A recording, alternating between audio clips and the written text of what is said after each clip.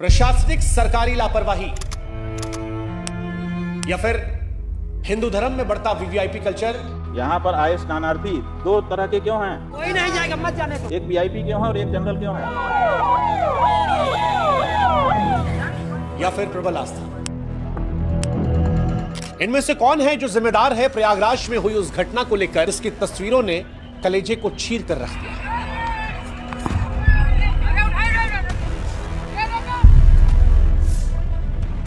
यहां पर स्ट्रेचर पर परिजन ने लाश का हाथ नहीं छोड़ा है क्योंकि उसे डर था कि शव कहीं खो ना जाए। इस महिला की तस्वीर को देखिए जिसने अपने मृत परिजन को सांस देकर जिंदा करने का एक असफल प्रयास किया है।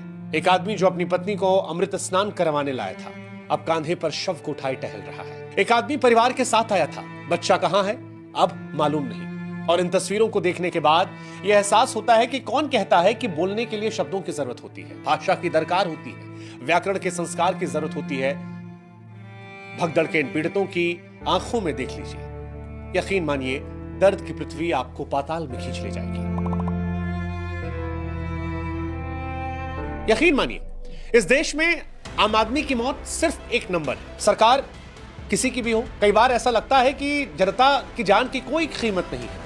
मरने वाले बेनाम गुमनाम रहते हैं, वरना आप खुद सोचिए कि महाकुंभ में भगदड़ मचती है, ये पता है। भगदड़ मची और देखो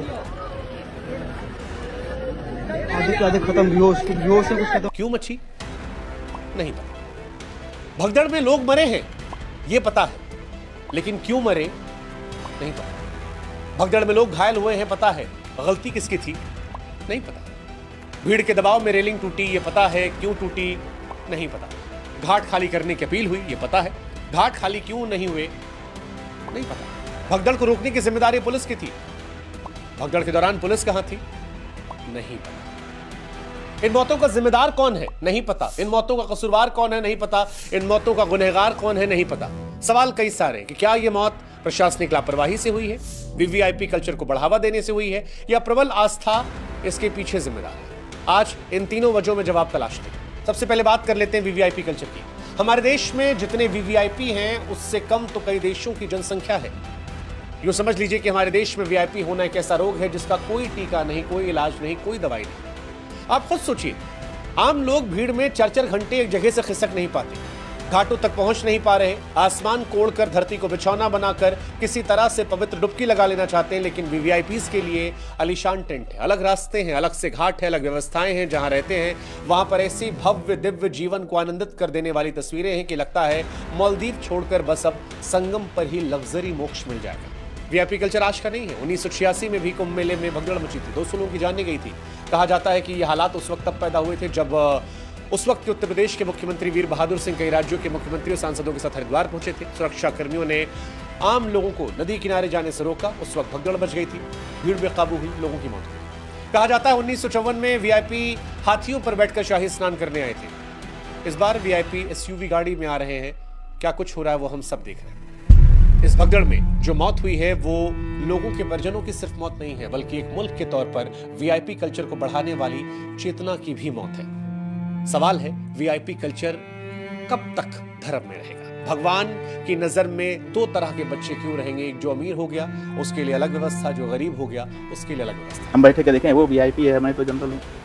हाँ, वीआईपी तो कुछ लोग हो पाएंगे, 40 करोड़ आ रहे हैं, 39 करोड़ तो वीआईपी नहीं होंगे ना। लेकिन वीआईपी कल्चर से आगे बढ़कर सवाल सरकार पर भी उठेगा।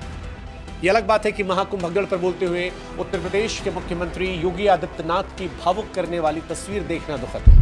उन सभी परिजनों के प्रति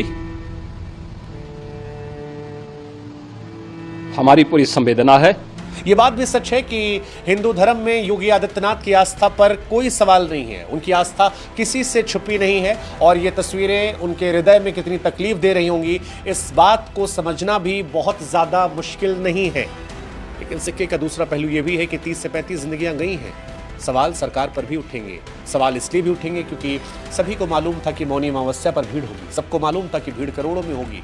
इसके बावजूद भीड़ इतनी ज्यादा एक जगह कैसे इकट्ठा हो गई। जिन परिवारों के लोग मारे गए हैं उनके सामने टीवी पर व्यवस्थाओं की तारीफ या आंसुओं की दलील काम नहीं करेगी।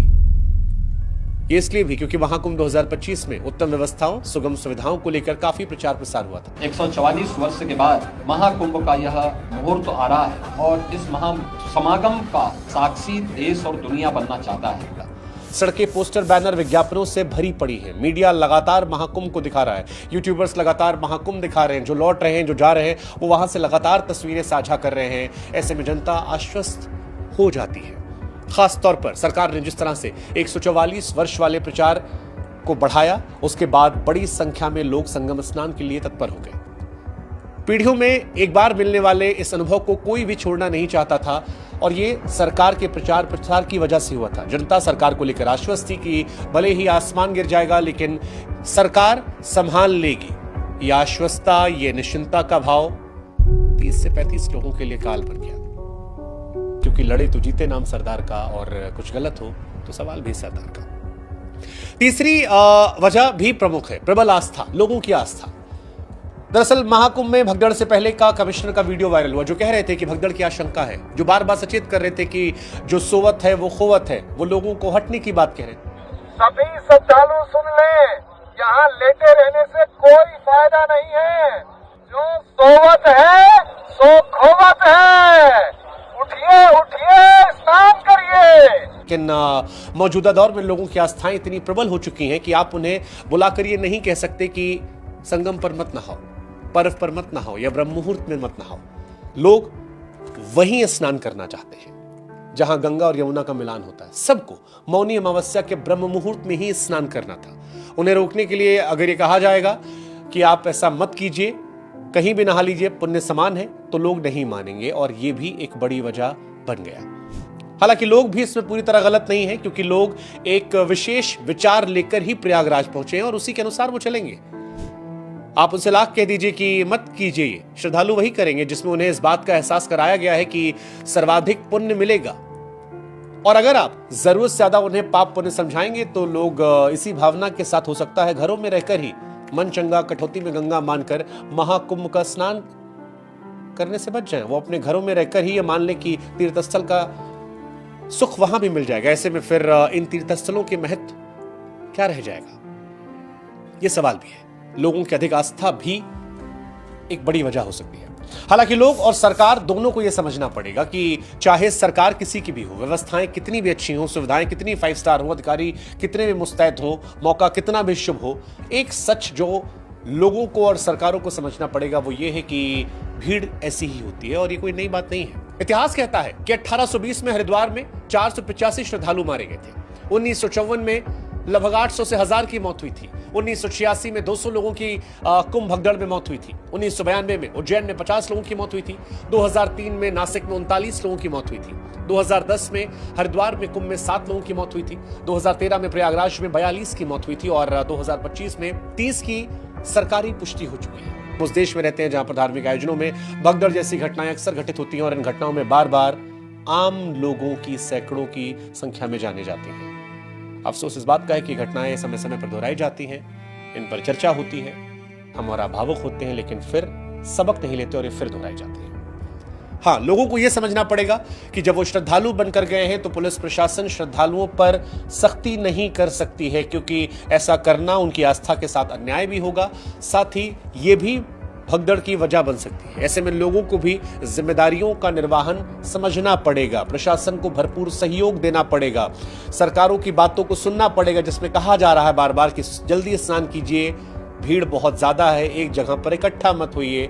हमें आपको ये बात समझनी पड़ेगी उन्हें जो अब वहां जाने वाले हैं। साथ ही सरकारों को इस बात का एहसास रखना पड़ेगा कि व्यवस्थाओं का विकास इस भीड़ को ध्यान में रखकर किया जाए। धार्मिक उत्सवों या धर्मस्थलों का प्रचार प्रसार ध्यान में रखकर किया जाए, क्योंकि भारत आस्था और अध्यात्म का देश है जिसकी आबादी 150 करोड़ है। सरकारें व्यवस्थाएं उसी अनुरूप करें और तब उसका प्रचार प्रसार करें। जितनी बड़ी संख्या में लोगों को आमंत्रित करें, उससे पहले यह सुनिश्चित करें कि उतनी व्यवस्थाएं उनके पास हैं, उस स्तर पर जागरूकता वो कर रहे हैं। उम्मीद करते हैं कि सरकार और लोग इन बातों का ध्यान रखेंगे और जब भविष्य में और लोग महाकुंभ में स्नान करने जाएंगे, क्योंकि कई महत्वपूर्ण स्नान बाकी हैं, तो इन बातों का ध्यान रखा जाएगा। जो इस दुनिया में नहीं रहे, उन्हें हमारी तरफ से भावभीनी श्रद्धांजलि। ईश्वर उनकी आत्मा को शांति दे।